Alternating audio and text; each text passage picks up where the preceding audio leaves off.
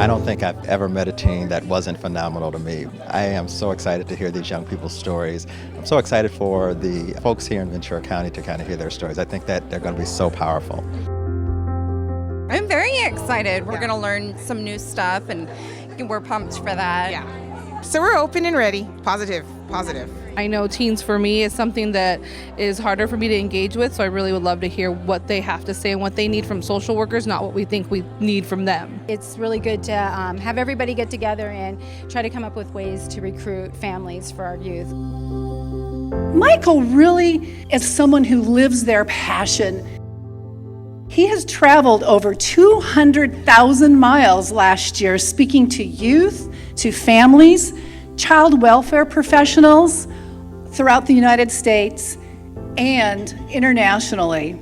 His smile is his logo, his personality is his business card, and the way he makes you feel is his trademark. Please welcome Michael Sanders. There's three types of people in the world. There are future teenagers, those of us who wish we were teenagers once again. Even though I've spent 30 years working solely with that particular population, I still don't consider myself an expert on them, even though my bio does suggest it. I really just kind of consider myself a really big fan of teenagers. Raise your hand if you like teenagers.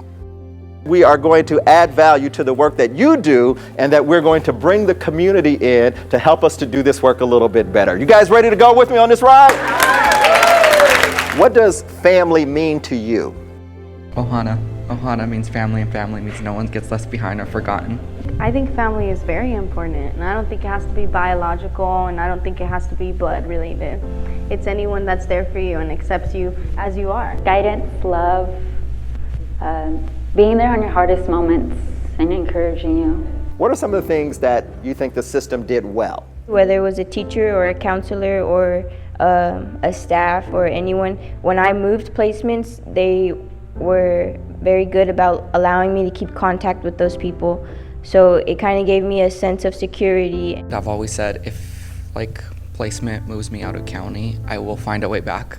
I will leave, I'll buy a train ticket, I'll walk, I'll do whatever. And that's what they did. They kept me. What are some things that we didn't get right that we probably should do better? Communication. Always keep the youth informed of what's going on in their case, I would say. Because there's a lot that we don't know, but the social workers know. I think that consistency and communication are really big things, because, we're strangers, and you're supposed to take over this role of a parental figure, and that's someone as a adolescent, as a youth, that you need, it's really hard to raise yourself, because you have to learn as you go, So I think that consistency and communication, those are really big things. For my case, since I had younger siblings, I think keeping the siblings together, very important. How does that impact you not being able to grow up with them or live with them? Extremely hard, because I'm very family oriented, and as an oldest, I was a mother to them, so not being with them is what really hurt me emotionally.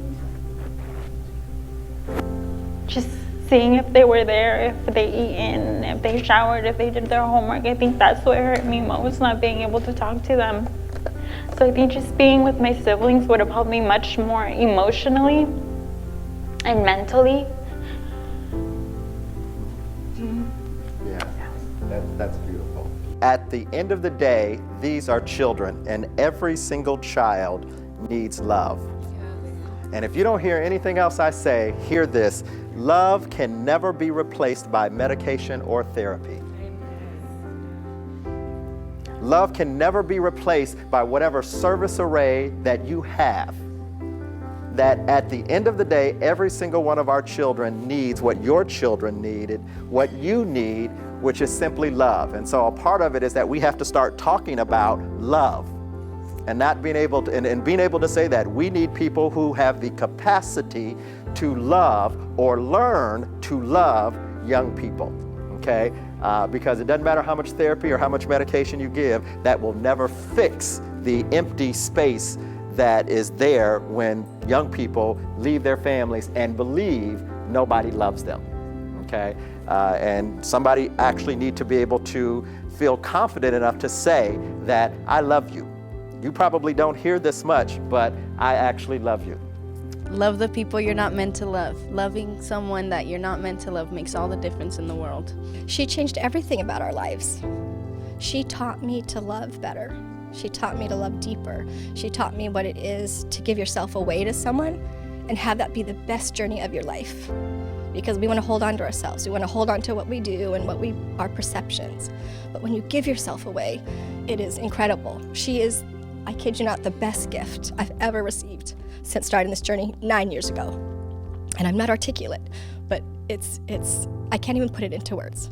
She is the embodiment of love and joy, and everything that I think I was lacking or missing, she filled up. And some of the things that she was lacking and missing, I think I filled up in her. And I think that's what connection is about. And we're really trying to connect resource families to teens, connect human being to human being. Michael was awesome. He brings a lot of attention that's much needed to our older youth that are looking for placements, and not only a placement, but a family. And the families that they are being placed with, and for them to be willing to have a relationship with the biological families. That really drove home the point that we're really focusing on partnering with our bio families along with the resource families. They were so brave. I can't imagine that going up there was at all easy to kind of relive the questions, relive the trauma, relive, their situations, and to have them come up there and advocate for themselves and to tell their story, was really inspiring, how brave they were. It was good to hear their story and hear it from their perspective. I saw a herd of elephants that were running across this field. And I noticed that once these elephants came to this river, they all stopped. What are they gonna do? And so what I did was I watched them cross that river one elephant at a time. The trunk of the elephant wrapped around the tail of the elephant in front of them, and they all crossed the river, and they started to run again across the field, and then the camera panned back to the other side of the river, and then there was one elephant that was left on the other side of the river that did not cross. Now, it wasn't like a baby elephant, and it wasn't like a adult elephant. It looked like it had to be like a teenage elephant to me. And so all of a sudden this teenage elephant began to make this sound to the point where the other elephants that were way off in the distance began to hear. And so you saw a lot of dust as they began to kind of come to a halt. And they looked back and they saw one elephant on the other side of the river, and every single one of those elephants came up to the bank of the river. What I can tell you what they didn't do, they didn't float a zero tolerance policy across that river. They didn't say, I'm gonna count to 3. And if you don't, what they didn't do, they didn't call the police or the probation officer on that one teenage elephant. They didn't give them therapy or medication. What every single one of those elephants did, just like they first crossed the river, they crossed it again with the trunk of the elephant, with the, wrapped around the tail of the elephant in front of them, and all of them crossed the river simultaneously, and they gathered around that one elephant that couldn't or that wouldn't enter into that river for whatever reason. And then they put that elephant in the middle of them, and every single one of them crossed and ran off. Now, it was interesting because as I watched that, laying in my hotel room, I got really, really inspired because I noticed that there were 3 things that those elephants knew that if we as human beings could grasp, particularly those of us who are in this field, we would be unstoppable. The first thing is that they recognized that it wasn't the service array or the therapy or the medication, and don't get me wrong, I'm not saying that those things are not valuable and that they should not be used in our system. But what they realize is that they realize what a lot of people don't realize is that it takes a community to raise a child. The second thing that I noticed that they did is that they listened to the voice of that young elephant. That first of all, they heard his cry and they came to his rescue. And when they got around him, what I imagine is that that young elephant probably did more talking and those larger elephants did more listening. And like Kiana encouraged us, they didn't just listen with their ears. Even though they got some really, really big ears, they had to listen too with their hearts. Because the third thing that they did is that they had to recognize that at one point they were a young elephant and didn't know exactly which way to go or how to do it. And so they recognized that as a teenager, you know, things are a little bit difficult. So one of the things that we have to do, I think, as adults is that, you know, in order to connect with young people, is that we have to recognize that we were young at one point ourselves.